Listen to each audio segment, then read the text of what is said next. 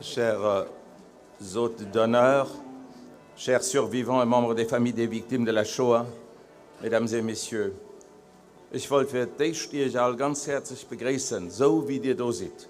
Und ich große Merci sagen, dass ihr heute so zahlreich drauf gehalten habt, bei dieser Zeremonie dabei zu sein. A very special to all those who have come from afar to attend this memorable ceremony. I'm quite aware that some of you have not hesitated to cross the waters that separate our continent from the Americas. Our hearts fill with joy to have you all present here in the capital of the Grand Duchy. En prenant aujourd'hui le micro en premier, ce n'est certainement pas celui qui aurait accumulé le plus de mérite dans l'historique de l'installation de ce mur des noms, dans les recherches qui ont duré des années, et même dans l'organisation matérielle et logistique de cet événement.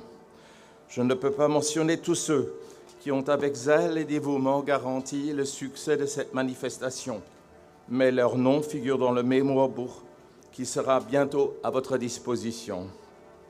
J'ai seulement assumé la présidence de Memo Shoah à fin juin et nos partenaires ont voulu que ce soit cette association qui soit responsable de l'organisation de cette cérémonie. Mais sans le concours de beaucoup d'autres mains, nous n'aurions pas pu mener à une bonne fin ce défi. Il m'importe dans ce contexte de citer nos partenaires dans ce projet, le gouvernement luxembourgeois, la ville de Luxembourg, le consistoire israélite du Luxembourg et la Fondation pour la mémoire de la Shoah.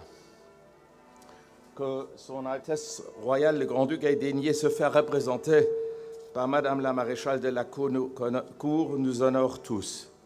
Veuillez, Madame, vous faire l'interprète auprès de notre chef d'État de notre profonde gratitude. Je salue vivement la présence du premier citoyen du pays, M. Claude Wieseler, le président de la Chambre des députés. Nous n'avons pas oublié diverses motions adoptées par le Parlement au cours de la dernière décennie et nous sommes conscients que ces procédures et le fait d'avoir favorablement accompagné les lois, règlements et accords proposés par le gouvernement nous ont permis de mettre sur des assises plus saines la commémoration des nombreuses victimes de la Shoah dans notre pays. Votre présence rehausse grandement cette cérémonie et nous vous en savons gré, ainsi qu'aux députés présents. Nous savons que le Premier ministre et le vice-premier ministre ont des obligations à l'étranger et se font représenter par Madame la ministre de la Justice, Elisabeth Mark. Madame, soyez la bienvenue et recevez à cette occasion notre profond respect et notre sincère gratitude pour tout ce que les gouvernements successifs ont fait pour sortir les victimes juives de la Shoah dans notre pays du risque de l'oubli. Avec courage, gouvernement et parlement ont présenté des excuses publiques, créé une fondation pour la mémoire de la Shoah et l'artiste Shlomo Zelinger a pu ériger le monument Kaddish face auquel nous nous trouvons actuellement. Certains dossiers ne sont pas encore clos. Il y a lieu de les mener à bon terme avec persévérance et diligence. Justice tardive a été faite afin que la mémoire de nos concitoyens juifs et celle de très nombreuses autres victimes juives qui se trouvaient le 10 mai 40 à Luxembourg en tant que réfugiés fasse aujourd'hui partie des cérémonies officielles lors de la journée de commémoration nationale. Je tiens encore à remercier tous les services gouvernementaux sans le concours desquels nous n'aurions jamais pu accomplir notre mission d'honorer les victimes de la Shoah en plein centre de notre capitale. En effet, il n'y a pas d'endroit plus hautement symbolique que le site de la première synagogue construite à Luxembourg. Madame la bourgmestre, nous sommes aujourd'hui réunis une fois de plus sur le sol de notre capitale et vous-même et vos services ont prêté main forte dans l'organisation de cette cérémonie.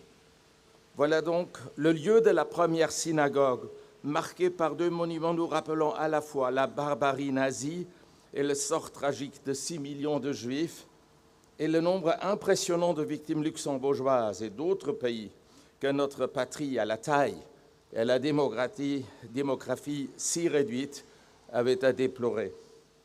Monument Kaddish et mur des noms sont des éléments complémentaires. Ensemble, ils forment quasiment un mémorial de la Shoah. Le nouveau mur des noms reflétant la descente en enfer de l'humanité dans le microcosme luxembourgeois. Ils forment désormais l'endroit où nous devrons à jamais nous souvenir des victimes de la Shoah de notre pays et de ceux qui, avant le 10 mai 40, avaient cru pouvoir échapper chez nous aux funestes doctrines des spires d'un régime perverti.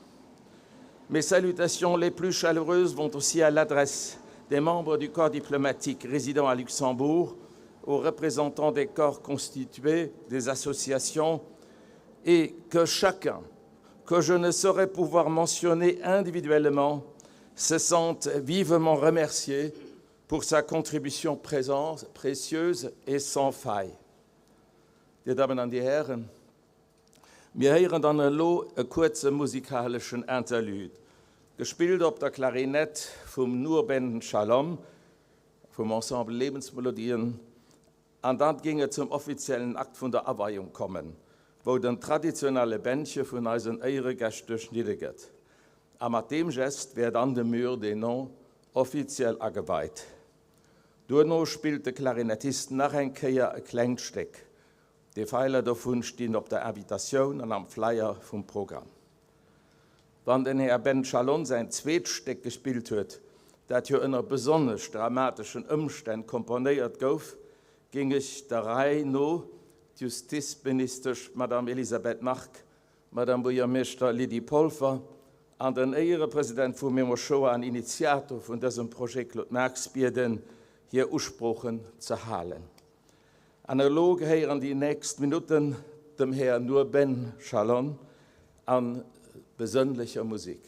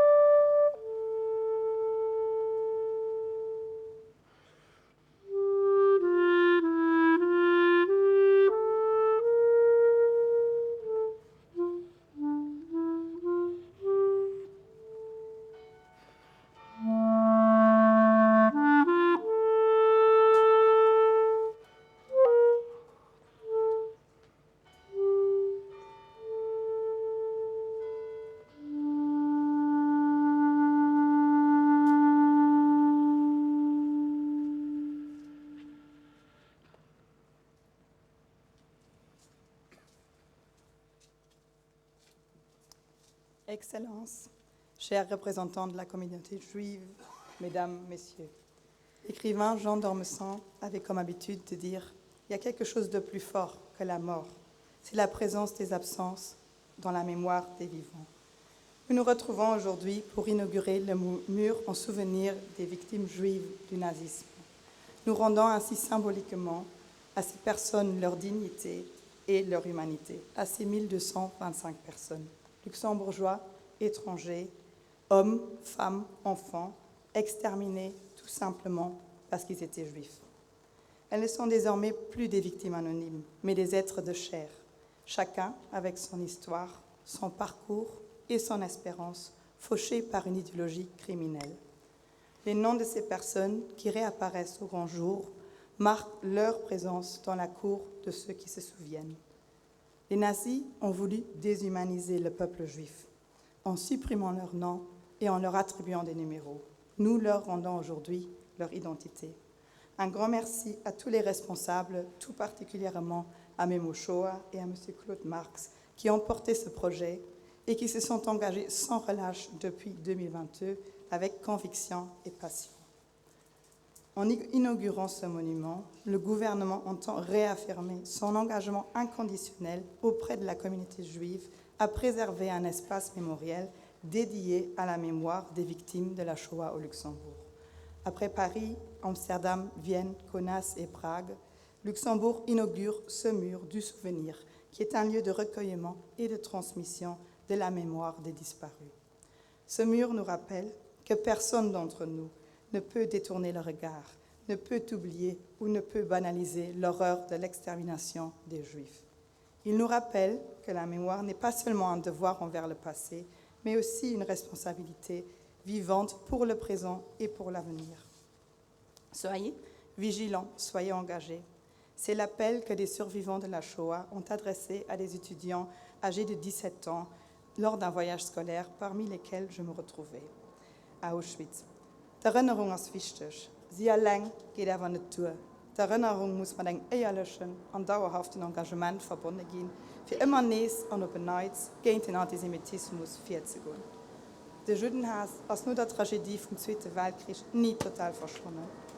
Die jüdische Communität schützen heißt Glaubensfreiheit und Leben zu schützen. Es geht darum, eine Kultur vom Respekt und von der Toleranz zu fördern. Am September 2023 ist der Plan d'Action National contre l'Antisémitisme vorgestellt worden. Die aktuelle Regierung bekennt sich voll und ganz zu den Objektiven, die daran aufgezählt sind, und das uns alle zusammen umzusetzen. Es geht hier um die Sicherheit der Personen und von den Gebäuden, den Kampf gegen den Hate Speech, die Wertschätzung vom jüdischen Leben und von ihren Traditionen. Das ist ein Kurs, die uns alle konzerniert, weil es ein Ersatz für eine freie und eine respektvolle Gesellschaft. Ich will heute Memo Shoah an all den Assoziationen, die sich heute zu Lützeburg dafür einsetzen, eine tiefe Anerkennung zum Ausdruck bringen. Die Zivilgesellschaft möchte eine außergewöhnliche Arbeit. Dear friends, on this solemn inauguration day, and in this year that marks the 80th anniversary of the liberation of Auschwitz, I am joining you here to honor the Jewish victims of the Nazi regime. Let us do so in our thoughts and through our sincere and unwavering commitment to defeat hate, so that everyone can lead a life in peace. Thank you very much.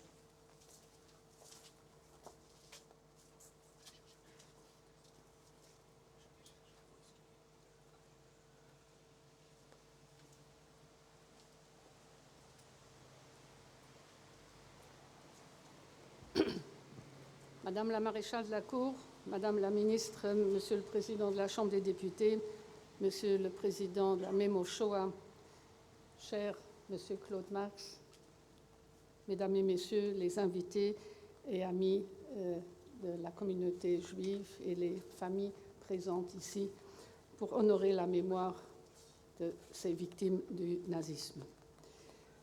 Rappelons-nous, le 17 juin 2018, nous avons inauguré ici ensemble, en présence du Grand-Duc, le monument Kaddish du sculpteur Shlomo Seilinger lui-même, rescapé des camps de la mort, et ceci en mémoire collective pour les victimes de la machine monstrueuse du national-socialisme. Et à ce moment-là, j'avais rappelé les mots que Simone Veil avait prononcés lors de la commémoration du 60e anniversaire de la libération du camp d'Auschwitz-Birkenau, et je cite « Venus de tous les continents, croyants et non-croyants, nous appartenons tous à la même planète, à la communauté des hommes. Nous devons être vigilants à la défendre non seulement contre les forces de la nature qui la menacent, mais encore davantage contre la folie des hommes. » Aujourd'hui, nous nous retrouvons à cet endroit emblématique au cœur de la ville pour l'inauguration du mur des noms. Au-delà des 1225 noms qui sont inscrits, ce monument rappelle également le sort tragique des quelques 4000 membres de la communauté juive qui résidaient encore au Luxembourg le jour de l'invasion nazie en 1940. Beaucoup ont été persécutés, déportés, assassinés. Ce mur, aujourd'hui, est le témoignage vivant et solennel d'une mémoire individuelle, une voix silencieuse mais puissante qui restitue aux victimes de la Shoah leur nom, leur dignité et leur humanité. Ces hommes, ces femmes et ces enfants innocents n'ont fait que porter leur foi et identité, et pourtant ils ont été victimes d'une haine inhumaine. Leur seul crime était d'être juifs. En plaçant ces 1225 noms dans l'espace public au cœur de notre ville, nous refusons l'oubli. Nous refusons que ces vies soient réduites à de simples statistiques, à des chiffres anonymes figurant dans les récits et les manuels d'histoire. Nous reconnaissons que ces personnes ont vécu, aimé, espéré et souffert. Et permettez-moi de le citer encore une fois, Jeanne Solomon, la mère de Henri Judam, avait résumé l'horreur des camps de concentration de façon poignante. Ainsi, elle disait « Alles war ausgelöscht. Mein Kind Asche, mein Mann Asche, meine Mutter Asche, Asche aus Auschwitz. » Cette œuvre est beaucoup plus qu'un lieu de souvenir. C'est un appel à la vigilance, à la responsabilité individuelle et collective. Dans un monde où la haine, l'antisémitisme, le racisme et toute forme de discrimination persistent, c'est un rappel que notre démocratie, nos libertés, notre humanité ne sont jamais acquises une fois pour toutes. Car le plus inquiétant dans toutes ces horreurs, dans toutes ces atrocités, qu'elles ont été commises, certes, au nom d'une idéologie extrême, mais elles ont été exécutées par des êtres humains. Et l'exhortation de Simone Veil d'être vigilants face à la folie des hommes doit nous interpeller collectivement, mais surtout aussi individuellement. Et en tant que bourgmestre de la ville de Luxembourg et au nom du collège Échevinal, je tiens à exprimer ma profonde reconnaissance à toutes celles et ceux qui ont contribué à faire naître ce projet, entre autres aux bénévoles et aux chercheurs, aux membres de la Mémo Shoah, de la Fondation luxembourgeoise pour la mémoire de la Shoah, du consistoire israélite du Luxembourg et du gouvernement luxembourgeois, service de la mémoire de la Deuxième Guerre mondiale. Et merci à tous ceux qui continuent inlassablement pour persévérer, pour préserver la mémoire et la transmettre aux générations futures. Votre travail, votre engagement aide à bâtir une société plus juste, plus éclairée, plus humaine, où la dignité de chaque personne est respectée sans distinction ni haine. Et je peux vous assurer que la ville de Luxembourg sera toujours à vos côtés pour porter la mémoire et défendra toujours les valeurs de tolérance, de paix et de respect de l'autre. Et dans ce monde où chaque jour nous voyons de nouvelles atrocités, j'aimerais clore en récitant les mots de Shlomo Zélinger. Et je cite, « Quand je sculpte, je répare le monde, car mon œuvre est taillée avec amour. Tout acte accompli avec amour répare le monde. Tout acte accompli dans la haine détruit le monde. L'amour fait jaillir la lumière, la haine introduit la destruction, le désastre et la nuit. » Souvenons-nous-en. Merci.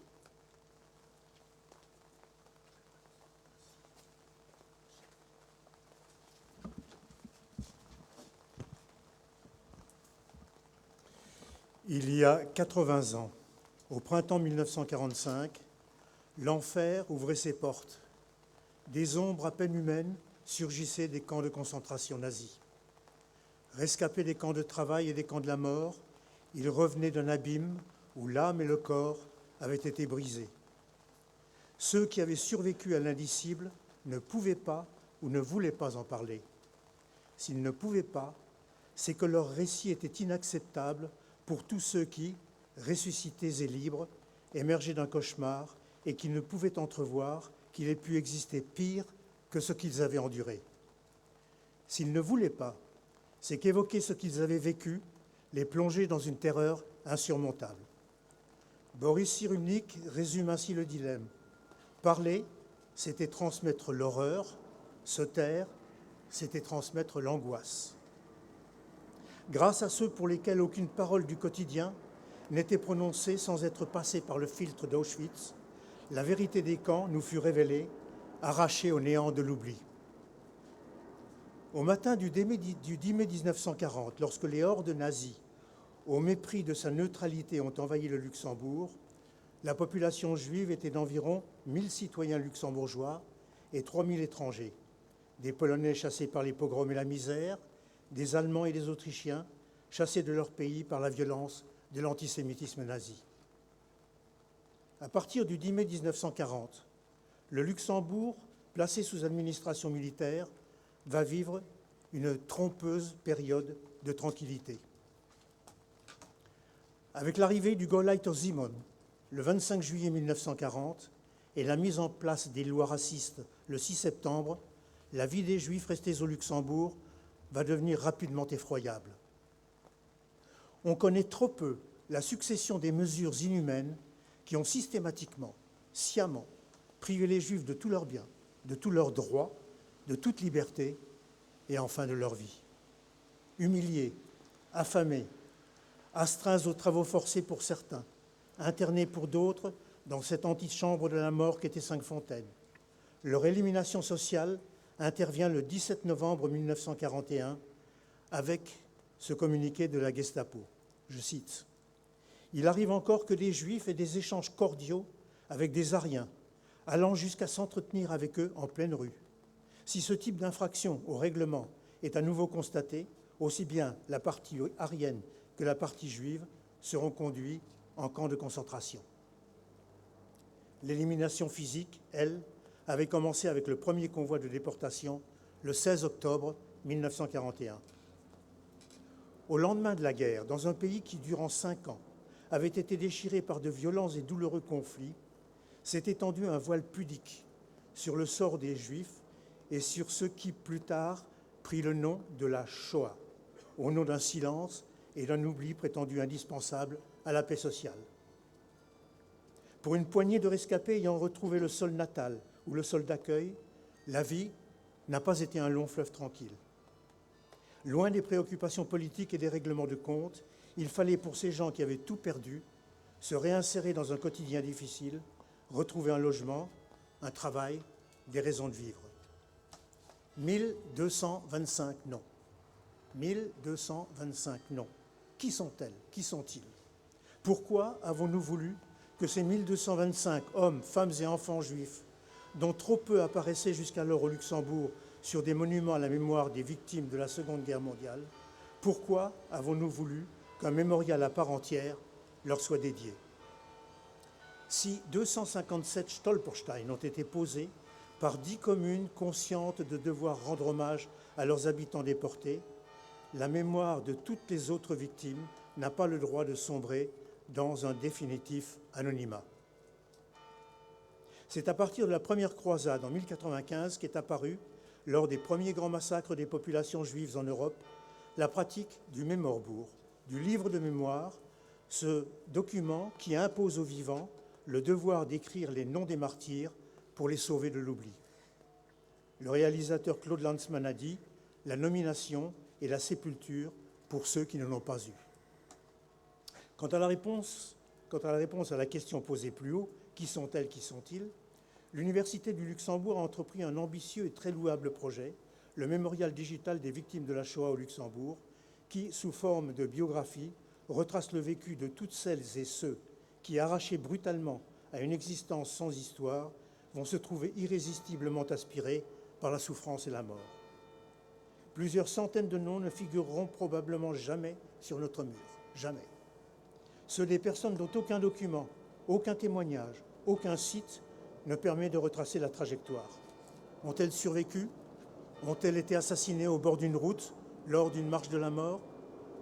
Faute de pouvoir remplir ces pages blanches, comment nous est-il possible d'honorer leur mémoire ? En fonction de nouvelles découvertes découlant des recherches qui vont continuer, la possibilité nous est donnée de remettre à jour, tous les 4 ans, la liste des noms, ce qui permettra également la correction d'inévitables erreurs ayant pu se produire. 80 ans plus tard, qu'est-il advenu du « plus jamais ça » qui était notre credo après les massacres immenses de la Seconde Guerre mondiale ? Ce vœu pieux s'est effacé devant la bête immonde redevenue féconde. Alors que le racisme, l'antisémitisme, la xénophobie, l'homophobie et le refus de l'autre s'expriment avec plus de virulence que jamais. Alors que lâchement réfugiés dans l'anonymat confortable des réseaux sociaux se déchaînent le révisionnisme et le négationnisme. Alors que notre vivre ensemble, axé sur les valeurs fondamentales de liberté, de tolérance, de diversité et de compréhension mutuelle, se trouve soudain confronté à l'irrésistible montée des violences. Violences désormais considérées comme normales dans l'inconscient collectif pour conquérir, annexer, anéantir ou imposer doctrine ou religion. Alors que des peuples privés de leurs terres et de leur pain, que d'autres meurtris par les enlèvements d'otages et la barbarie, se posent tous ensemble d'angoissantes questions sur le devenir, souvenons-nous, nous qui avons la chance rare et inouïe de vivre dans un pays libre et démocratique, que rien n'est jamais acquis et que nous ne sommes pas à l'abri d'une répétition de l'histoire. Nous, les derniers témoins de l'indicible, qui avons été les gardiens de la mémoire et qui sommes sur le point de disparaître, nous vous déléguons notre charge. Soyez des sentinelles face aux menaces que représentent tous les extrémismes, tous les totalitarismes, toutes les intolérances. N'oubliez jamais ce qui a été. Ne laissez pas le temps de mûrir aux fruits empoisonnés. L'historien Marian Turski, rescapé des marches de la mort, a dit « Auschwitz n'est pas tombé du ciel ». Avant de passer à la phase suivante du programme, permettez que je consacre un court instant à vous présenter l'équipe très restreinte sans laquelle ce travail de mémoire qui aboutit aujourd'hui à l'inauguration du mur des Némons n'aurait jamais vu le jour. Pour parvenir à identifier ces 1225 noms, il a fallu se référer à une base de données créée à partir de 2005 par l'historien Marc Gloden pour le Comité national de la résistance et Fred Schweitzer, aujourd'hui décédé, qui a informatisé les archives du consistoire. Dans un climat d'amitié sans faille, l'équipe Memo Shoah, Marianne Beisl, Monique Dabé, Serge Goffinet, Mille Laurent, Daniel Ottolenghi se sont engagés avec moi dans un énorme travail de recherche, un challenge passionné qui, durant des centaines, les a mobilisés jusqu'à tard dans la nuit. Pour la rédaction des textes, nous avons reçu l'aide de Jérôme Courtois, d'Elisabeth Hoffmann, de Blandine Landau et de Laurent Moïse.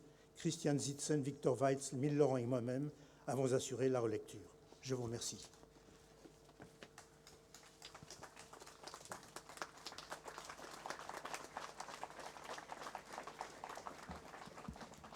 Mesdames et messieurs, il est d'une importance capitale que les jeunes générations soient prêtes à reprendre le flambeau et à continuer de cultiver la tradition de la mémoire, de la recherche, des témoignages, et qu'elles s'engagent activement dans la défense de nos valeurs, de nos traditions, de nos libertés et de nos sociétés démocratiques, ouvertes, tolérantes, respectueuses de la diversité des opinions et positions politiques, religieuses et autres.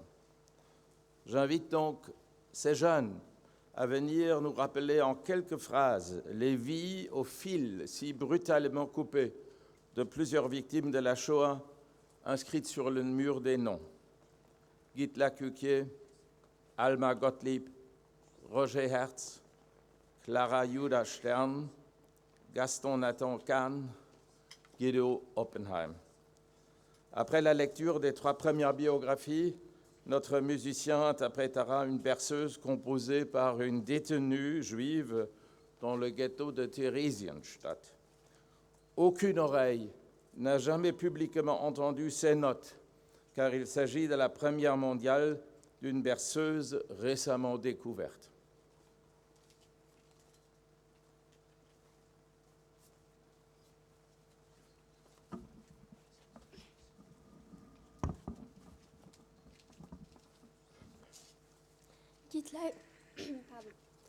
Gitla Kukier. En mars 1929, Isaac Kukier, juif polonais originaire de Sidlowiec, en Pologne, immigre au Luxembourg et trouve du travail comme menuisier. En novembre, il fait venir au Luxembourg sa femme, Maria Kukier-Kielinska, restée en Pologne, et sa fille Gitla. La famille habite au dernier lieu, au 32 rue Philippe II, dans la capitale. Né le 6 mars 1924 à Sidlowiec, en Pologne, Gitla fréquente l'école de la Congrégation jusqu'à son admission au lycée de jeunes filles de Luxembourg. Elle y réussit l'examen dit de passage à la fin de l'année scolaire 1939-40. L'année scolaire suivante, Gitla, comme tous les autres élèves juifs du Luxembourg, est exclue des cours à partir du 1er novembre 1940. Le 16 octobre 1941, Gitla est déportée avec ses parents dans le ghetto de Litzmannstadt, Lodz, en même temps que 4 autres anciennes élèves du lycée de jeunes filles. Aucune de ses camarades de classe n'a survécu à la Shoah. Le dernier signe de vie de Gitla Kukier provient du camp de concentration d'Auschwitz-Birkenau. Selon des informations obtenues en 2008 par le demi-frère de Gitla, Marc Kukier, Gitla était encore en vie à Auschwitz-Birkenau le 13 octobre 1944. Il n'a pas été possible de suivre son sort après cette date. En décembre 2019, Marc Kukier reçoit de la part des archives d'Auschwitz une liste datée du 13 octobre 1944, sur laquelle figurent les noms de 8 femmes juives, dont Gitla. Dans sa chronique d'Auschwitz-Birkenau, Danuta Tchek indique à la date du 13 octobre 1944 que 8 femmes juives enregistrées dans le camp ont été tuées dans la chambre à gaz du crématoire 3. Il s'agit très probablement de la liste mentionnée précédemment. La mère de Gitla a également été assassinée à Auschwitz-Birkenau. Son père a survécu à la Shoah, mais est décédé le 23 décembre 1953 des suites des mauvais traitements qu'il avait subis dans les camps de travail forcés de la SS.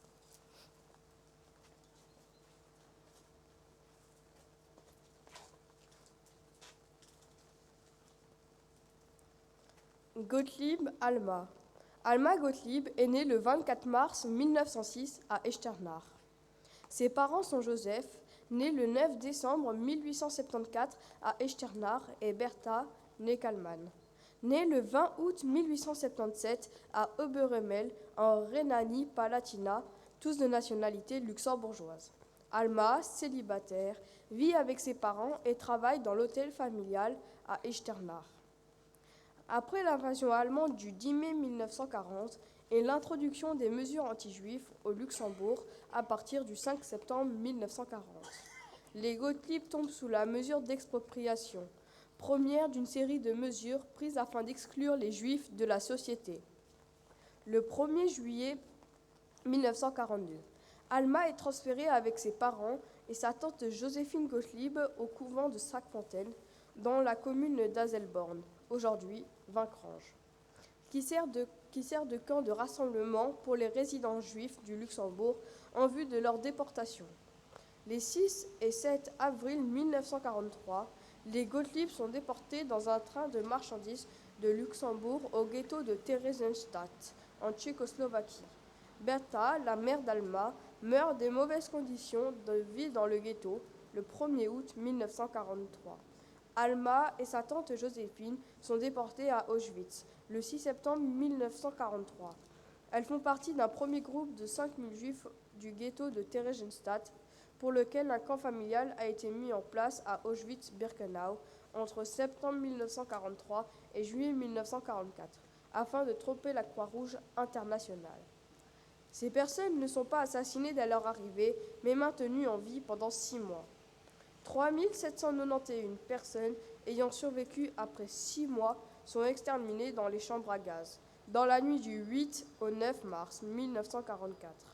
Il est probable qu'Alma et sa tante Joséphine soient parmi elles. Le dernier signe de vie d'Alma est une carte postale envoyée par Alma le 15 décembre 1943 d'Auschwitz-Birkenau au docteur Eugène Grunberg à Luxembourg. Le père d'Alma est le seul déporté de la famille Gottlieb qui a survécu à la Shoah. Sa sœur aînée Erna et son frère cadet Siegfried ont trouvé refuge en France jusqu'à la fin de la guerre.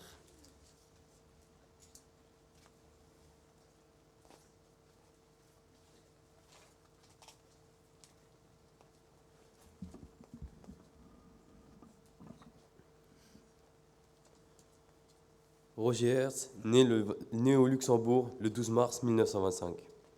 Il est le fils aîné de Sylvain, né à Medernach le 17 août 1895, et Irma, née Kahn, née à Freudenburg en 1897, qui se sont mariés l'année précédente. Il a également un frère, Gaston, né le 5 août 1928 à Metz, où réside sa famille. Sylvain est le fils aîné de Lippmann Hertz, né à Medernach en 1865, et qui avait épousé Rosa Samuel en 1892. Le couple a 6 enfants, qui tous se marient au Luxembourg, sauf Sylvain. Celui-ci vit à Metz, mais reste très lié au Grand-Duché. Il est membre de la Société des Luxembourgeois en Lorraine, et le 3 février 1938, il est décoré de la médaille de bronze de l'Ordre de la Couronne de Chêne. Dans les mois précédant l'invasion, la famille est évacuée vers Séricourt, dans les Vosges.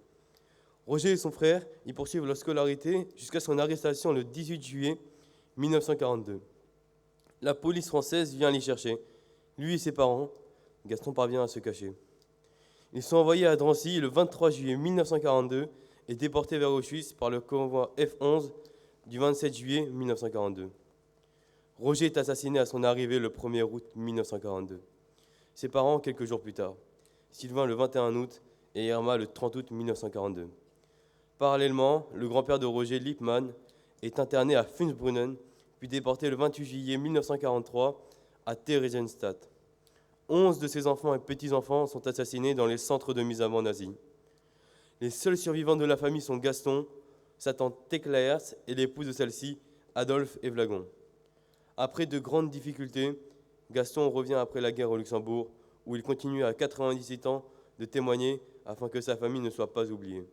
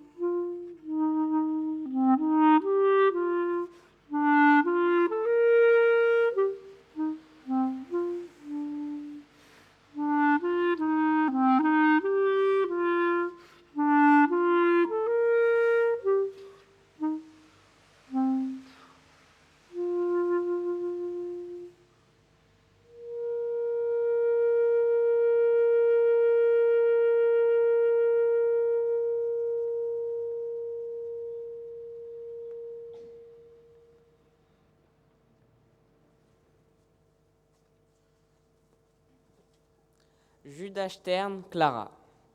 Clara Stern, née le 9 février 1888 à Cologne. En 1905, elle épouse Heinrich Judas, marchand de bestiaux, né à Bitburg le 1er décembre 1875, dont elle a 2 enfants, Alfred et Karl. L'entre-deux-guerres est marqué par de nombreux drames. Après le décès d'Heinrich en 1921, des suites de blessures subies lors de la Première Guerre mondiale, Clara est forcée de vendre leur ferme. La famille s'installe alors à Bonn. Mais la mort accidentelle d'Alfred, ainsi que le contexte politique, poussent Clara et Karl à partir au Luxembourg en février 1935. Avec le soutien financier de la banque Lucien Cahen, Clara obtient le droit de louer jusqu'en 1938 un terrain au Sossenhof-Walfendange. Des volontaires agricoles viennent y travailler, notamment des réfugiés d'Allemagne. La famille s'installe ensuite à Beaufort et gère une petite ferme. Ces quelques animaux sont saisis suite à l'invasion du 10 mai 1940, la laissant sans ressources. Dans les mois qui suivent, Karl est forcé d'aller travailler sur le chantier de la Reichstorfbahn à Wittlich. Lui et sa mère sont ensuite inscrits sur la liste des personnes convoquées pour être déportées le 16 octobre 1941 au ghetto de Lichmannstadt, à Lodz. Par le premier transport du Luxembourg, ils parviennent à échapper à ce transport et vivent dans la clandestinité à Beaufort. Ils sont découverts au printemps 1942. Karl fuit en Suisse, mais sa mère reste au Luxembourg. Et elle est à nouveau enregistrée sur les listes des Juifs devant être déportés vers l'Est. Karl entame alors un long et périlleux périple pour revenir à Beaufort, mais à son arrivée, Clara a été déportée.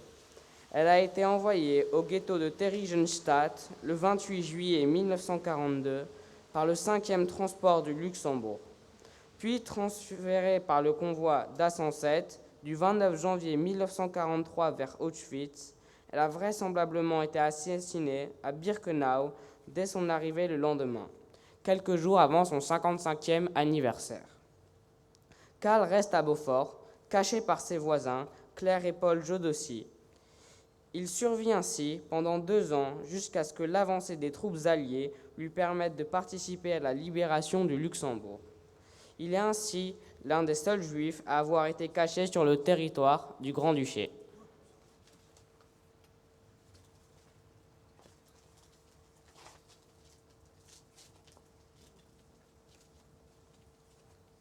Gaston Kahn. Gaston Kahn est né à Esch-sur-Alzette le 3 août 1933. Ses parents sont Hermann Kahn, né le 14 octobre 1885 à Medernach, et Myriam, née Nussbaum, née le 1er juin 1897 à Differten en Sarre. Hermann travaille comme ouvrier métallurgiste aux Terres Rouges. Son épouse Myriam décède à la naissance de Gaston. Le 10 avril 1934, Hermann Kahn épouse en secondes noces Augusta Samuel, née à Freundenburg en Sarre le 28 janvier 1900. En août 1935, la mère d'Augusta, Ida Samuel, née Weil, ainsi que la sœur d'Augusta, Bertha Samuel, emménagent chez Hermann Kahn. La famille habite rue Michel Rodange à Esch. Le 10 mai 1940, jour de l'invasion allemande, la famille Kahn-Weil quitte Esch-sur-Alzette et se réfugie à Paris. La famille ne tardera pas à être rattrapée par la folie antisémite de l'Allemagne nazie. En 1941, le père de Gaston est interné au camp de Drancy sous le matricule 4683. Tombé malade et transféré à l'hôpital Tenon, il y meurt le 2 octobre 1941. Par la suite, la belle-mère de Gaston, Augusta, meurt également. Gaston se retrouve alors pensionnaire dans l'orphelinat Rothschild, rue Lamblardy à Paris.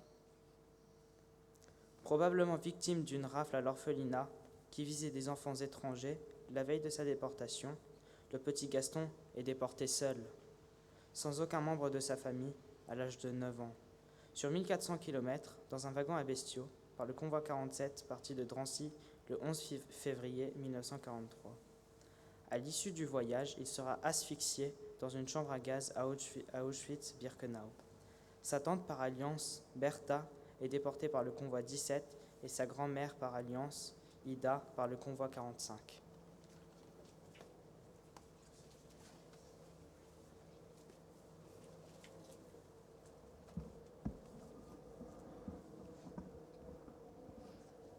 Guido Oppenheim, né le 28 mai 1862 à Luxembourgville au sein d'une famille de commerçants d'origine allemande. Son père est naturalisé en 1873, lui-même en 1885. Avec le soutien de son professeur de dessin, Michel Engels, fondateur du Cercle artistique de Luxembourg, il part se former à Munich et Paris. Après des débuts de portraitiste, il comprend que la production de paysages du Grand-Duché serait certainement l'option la plus porteuse, et il connaît un grand succès avec ses représentations du Hallerbach et de l'Osling. Ce choix lui permet de ne pas dépendre des commandes et de toucher un public très large, d'autant plus qu'il ne se limite pas aux structures traditionnelles, sa longue galerie pour sa promotion et la vente de ses œuvres. La reconnaissance est au rendez-vous, y compris du côté des institutions que des personnes les plus en vue, notamment la famille grand-ducale. Guido est fait chevalier de l'ordre de la couronne de chêne en 1926, puis de l'ordre du mérite en 1937. En 1935, il participe à l'exposition universelle de Bruxelles et en 1939, il est choisi pour représenter le Grand-Duché à l'exposition universelle de New York. Lors de l'invasion allemande le 10 mai 1940, il réside dans sa maison au 85 route d'Arlon à Luxembourg, avec la veuve de son frère Isaac, Zerlinde, et son frère Jacques qui ont fui l'Allemagne en 1939. Son frère Bernard, sa sœur Rosa et leur famille vivent à proximité, 44 avenue Guillaume et 6 rue Nicolas Adam. Zerlinde quitte le pays en octobre 1940. Guido, Jacques, Bernard et son épouse Bertha restent dans la maison de la route d'Arlon jusqu'à leur déportation vers le camp de Theresienstadt le 27 juillet 1942. Guido y meurt, assassiné le 26 août 1942. Seul le fils cadet de Bernard, Dory, et l'époux de Rosa survivent à la guerre.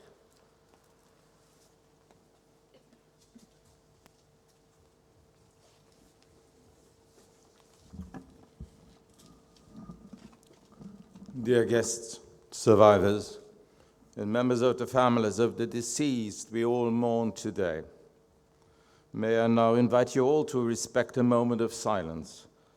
Our thoughts will fly to those whose names are engraved on this monument and whose fates we bemoan.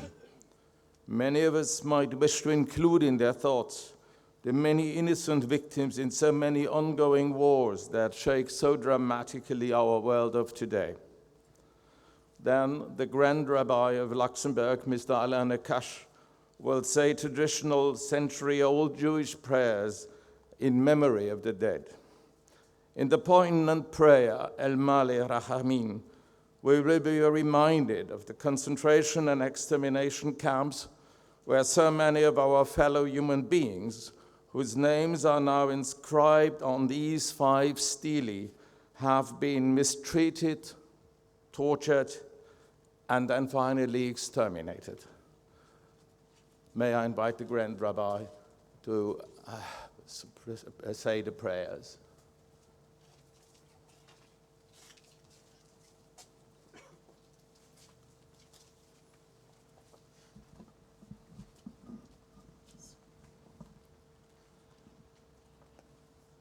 El Marachamim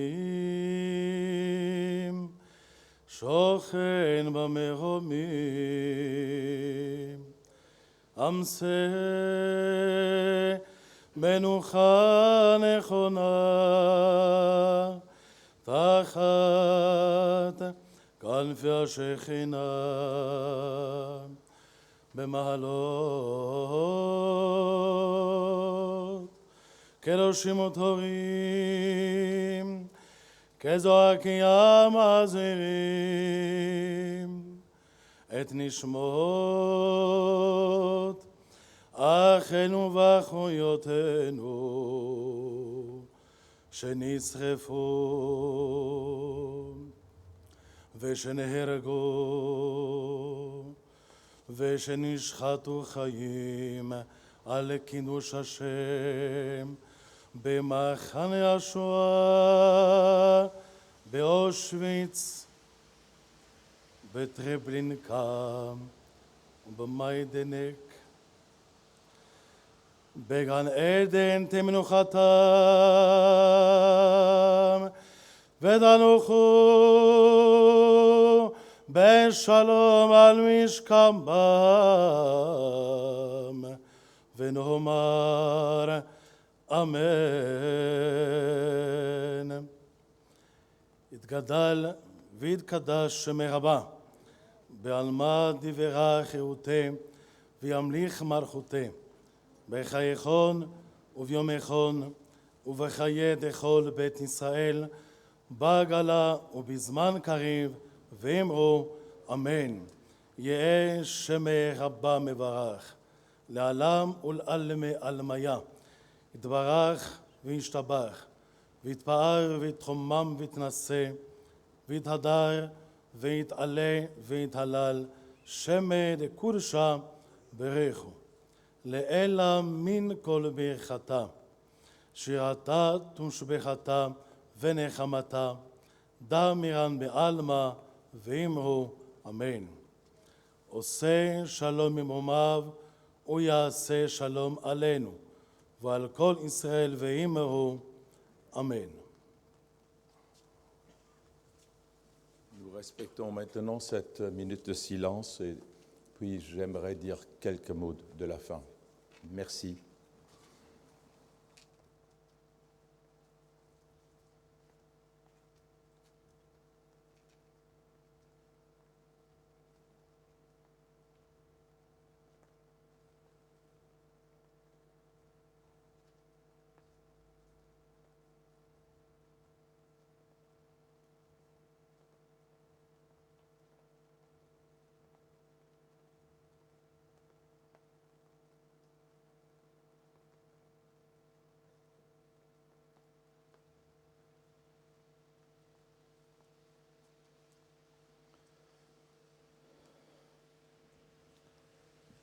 Chers hôtes, chers membres des familles des victimes, mesdames et messieurs, notre manifestation touche maintenant à sa fin.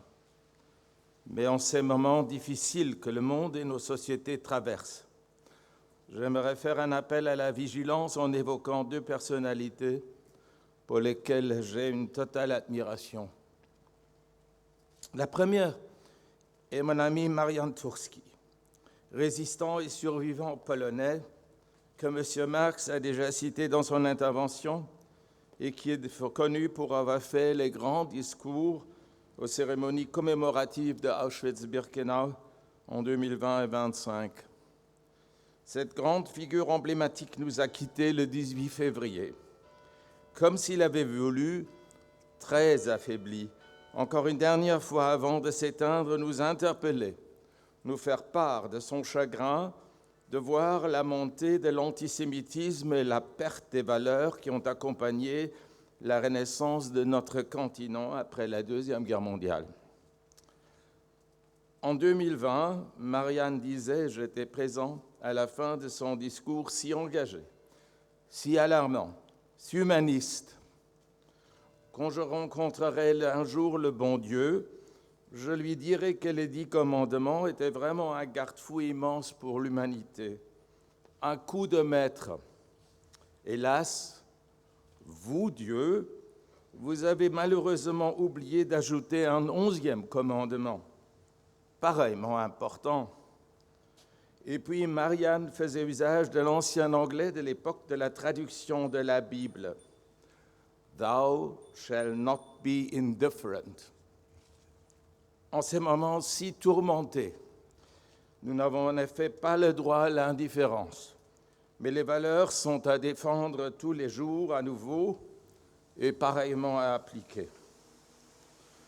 Durant mon mandat d'ambassadeur à Berlin, j'avais l'immense privilège de faire la connaissance de Margot Friedländer, qui elle aussi s'est éteinte à 103 ans le 9 mai.